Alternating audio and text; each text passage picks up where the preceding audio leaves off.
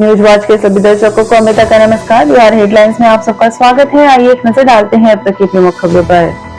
बिहार विधानसभा चुनाव का आज दूसरा और अंतिम चरण का मतदान, कई जगहों पर दिखा पूर्ण बहिष्कार। कैंडिडेट का पाला बदलना, फ्रेंडली फाइट, ईबीसी वोटर जैसी कई बातों के लिए याद रहेगा बिहार विधानसभा चुनाव 2025। अंतिम चरण के मतदान में रिकॉर्ड तोड़ वोटिंग, शुरुआती घंटों में फर्स्ट फेज से भी ज्यादा हुई वोटिंग। बिहार में वोटिंग के बीच बीजेपी का राजद पर बड़ा आरोप, कहा तेजस्वी ने मुकेश सहनी की संपत्ति पर ही कट्टा लगा दिया।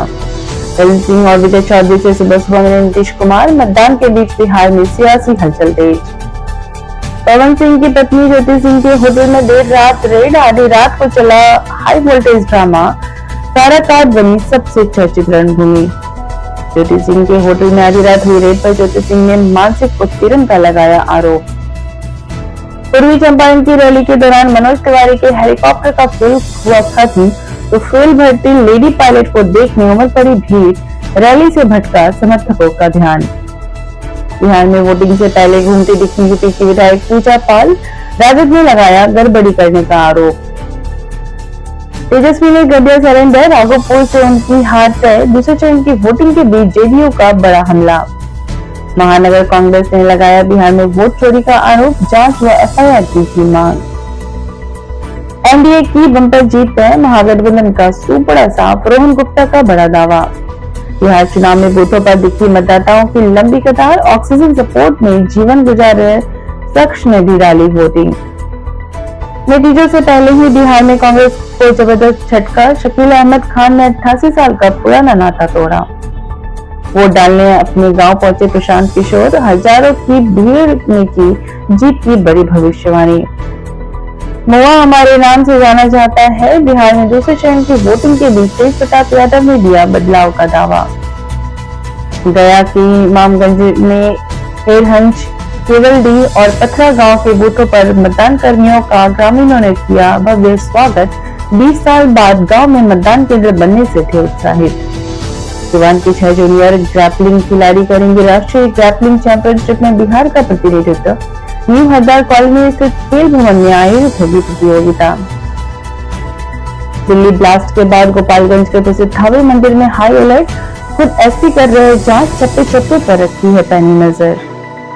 वैशाली सुपरफास्ट एक्सप्रेस में ब्रेक वाइंडिंग से उठा धुआं, समस्तीपुर मुजफ्फरपुर रेल खंड पर बाधित रहा रेल परिचालन।